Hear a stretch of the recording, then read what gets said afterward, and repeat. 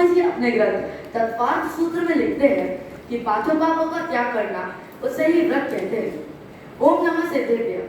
आदरणीय मंच एवं यहाँ पर उपस्थित सभी साधारणीय भाइयों को मेरा सादर शुद्धात्म वंदन। आज मैं आप सभी के समक्ष एक गोष्ठी प्रस्तुत करने आया हूँ तथा मेरी गोष्ठी का विषय है निरतिचार श्रावक व्रत पालने का फल। तो जैसे कि मैं पूर्व में आपको व्रत की परिभाषा बता ही चुका हूँ, परंतु आज हमको अतिचारों की परिभाषा भी समझना अति आवश्यक है। तो पूज्य गुरुदेव जी के प्रवचनों में आता ही है कि व्रतों का एक दिन भंग हो जाना अर्थात उसमें दोष लग जाना, उसको ही अतिचार कहते हैं। श्रावक के कुल 12 व्रत होते हैं, 5 अनुव्रत, 4 शिक्षा व्रत व 3 गुण व्रत। तो आज हम सभी इन 12 व्रत के अतिचारों को समझेंगे तथा अंत में इन व्रतों को निर्विचार पूर्वक पालने की भावना बनाते हुए इसके फल के बारे में भी चर्चा करेंगे। तो सबसे पहले 5 अनुव्रतों के अतिचार। 5 अनुव्रत अर्थात अहिंसानुव्रत, सत्यानुव्रत, आचार्यानुव्रत, ब्रह्मचर्यानुव्रत एवं परिग्रह परिमाण व्रत। उसमें सर्वप्रथम अहिंसानुव्रत के अतिचार जो है वध, छेदन, भेदन आदि। तो जिस प्रकार अगर कोई व्रती श्रावक किसी चींटी को मार दे अर्थात उसका वध कर दे तो उसे वध नामक अतिचार का बंध होगा। आगे सत्यानुव्रत के अतिचार मध्योपदेश। जिस प्रकार अगर कोई जीव किसी दूसरे जीव को गलत उपदेश दे अर्थात उसको मिथ्या उपदेश दे तो उसे मिथ्योपदेश नामक अतिचार का बंध होगा। आगे आचार्यानुव्रत के अतिचार जो है विरुद्ध राज्य अतिक्रम आदि। जिस प्रकार अगर आपके राज्य में शराब प्रतिबंधित हो और तब भी आप उसका लेन देन का कार्य करें अर्थात उसको खरीदे तथा बेचे तो आपको विरुद्ध राज्य अतिक्रम नामक अतिचार का बंध होगा। आगे ब्रह्मचर्यानुव्रत के अतिचार जो है पर विवाहकरण, स्त्री का गमन आदि। तो जिस प्रकार अगर कोई व्रती श्रावक को काम से आसक्त होने के कारण किसी वेश्या से संबंध बनाने का विकल्प आए और वह किसी वेश्या से संबंध बनाए तो उसे इंद्रिय का गमन नामक अतिचार का बंध होगा।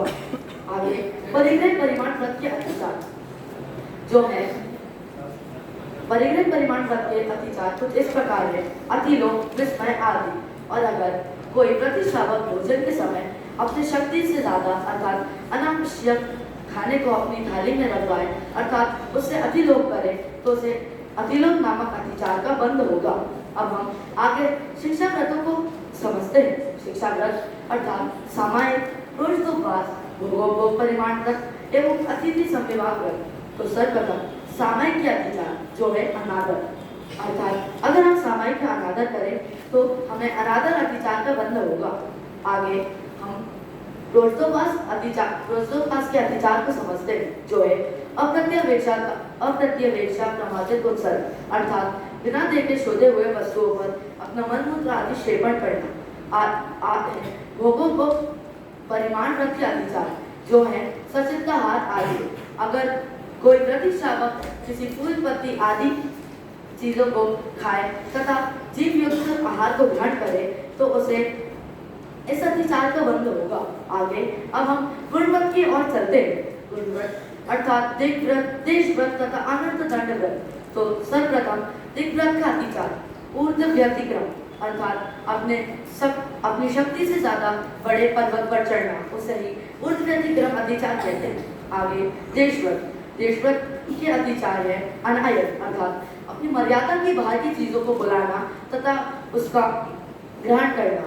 आगे हम चलते हैं अनर्थ दंड व्रत के अतिचारों की तरफ जो है कंदर्प आदि अर्थात कंदर्प अर्थात अगर कोई व्यक्ति रास सहित अनिष्ट चीजों की वासना करे अर्थात दूसरों को बताए तो उसे कंदर्प नामक अतिचार होता है।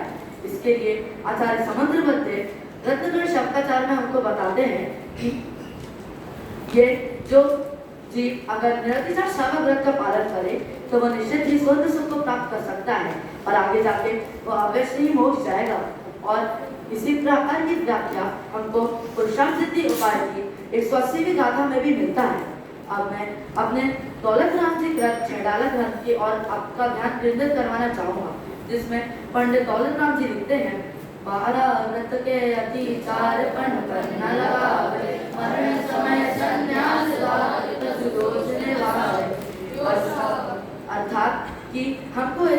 व्रतों का हमको इस 12 व्रतों को निरतिचार पूर्वक पालन करना चाहिए और जो जीव इन 12 व्रतों को निरतिचार पूर्वक पालन करेगा वो निश्चित ही स्वर्ग सुख को प्राप्त होगा और अगले भाव में वह मुनि पद को ग्रहण करेगा और निश्चित ही मोक्ष को प्राप्त करेगा।